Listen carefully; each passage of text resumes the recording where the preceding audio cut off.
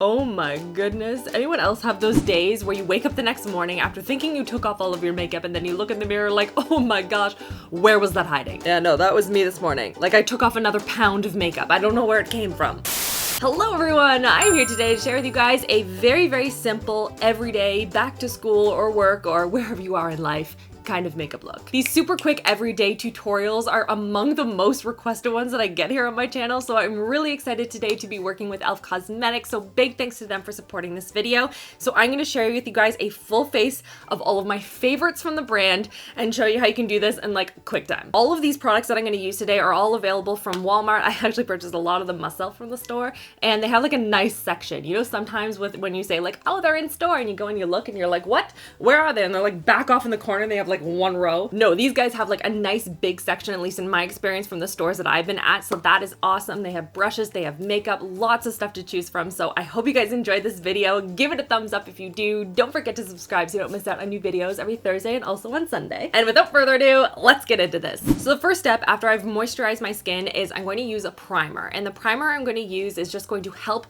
the foundation to kind of stick to the face better, and it can also give you an opportunity to address any skin concerns you might have. So for example, for me, I try and find formulas and products that are going to help minimize pores, but you can look for products that have a green tint to it if you want to cancel out any redness, or you can have something that has an acne treatment in it that's going to address any sort of blemishes or anything like that. The one I'm going to use is the Mineral Infused Face Primer, and I'm just going to use the tiniest amount, just like that, and I'm just going to apply it and like dab it to the areas that I want to cover up any enlarged pores, and then smooth the rest of it onto the rest of my face. You don't want to like mess it in like this because it's more of a silicone-y kind of a formula. It's just gonna ball up, but you do want it to sort of like press into the skin. Next, I'm gonna get into foundation. Now you could totally skip this step if you want. I mean, you could skip any of these steps if you wanted. And you could just use concealer if you're more comfortable with that. I like to use foundation because I find it just smooths over and evens out my skin tone. So the one I'm gonna be using is the Flawless Finish one. This is oil-free, it has an SPF of 15 in it, and it's gonna give a nice semi-matte finish. It's not too mattifying, but it's not like a dewy finish either. And because I'm where I'm at with self-tanner, I may have to combine a couple of colors. This is not uncommon. I have to do this for basically all my foundations. And I'm gonna take it on a brush. This is the Selfie Ready Foundation Blurring Brush, and I'm just going to dab some on the face, and then I'm just going to gently like buff it into the skin. I find this gives a really nice airbrush appearance if you sort of tap it onto the skin and then it's really, really lightly buff it out like this. Now moving on to concealer, I'm using the HD Lifting one. This is just going to brighten the under eye area and just give the illusion of a more awake appearance. And when you're waking up early for school and work, all you want is to look awake. That's it. And then I'm just going to blend it in with my fingers, just because the warmth of my finger is going to press the product into my skin, and it's also going to give you the most coverage. Then I'm going to add a little bit on this zit that I popped and still scarred. Word of warning, don't pop your zits. But like, look at that, it like disappeared.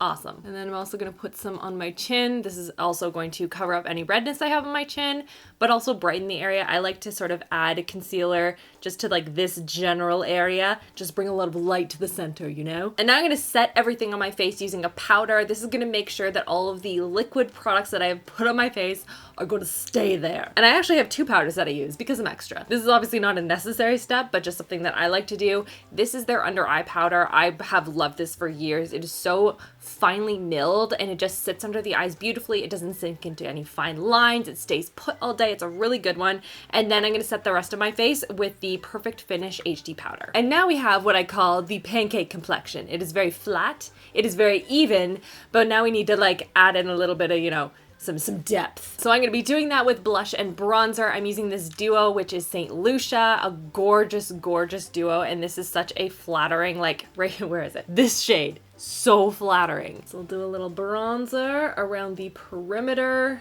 of the face. And if you're a beginner, I recommend going in with a big fluffy brush for this. If you're more advanced, you could do something a little bit more tapered, try and create a little like mini contour type thing, but this is like definitely the easiest. And don't worry, I will be listing all of the brushes that I used as well as all of the products in the info bar below, so you guys can go and check that out if you're curious about any particular product. Then I'm gonna go in and I'm gonna just do a little bit of a neck bronze because I wanna make sure that my face and my neck match. Now we're gonna go in with blush, and I feel like so many people are afraid of blush, but it adds such a beautiful rosiness to the complexion, and I don't like skipping it. I feel like I don't look alive without it. So I'll add a little bit to the apples of the cheek and then brush the product back towards just above the ear. And sometimes what I like to do is I actually like to mix in a little bit of this blush as well. This is the Glow blush, and it has a little bit of an extra sheen to it that is just like, can you see that? I don't know if it's showing up on camera, but it's a little bit of like a gold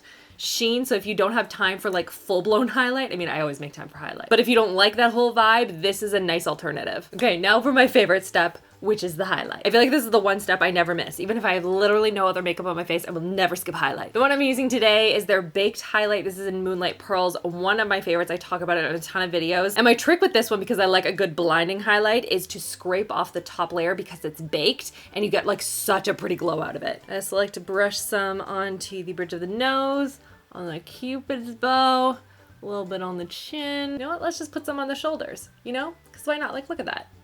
So pretty. This is 100% not necessary for school or work, but you know what?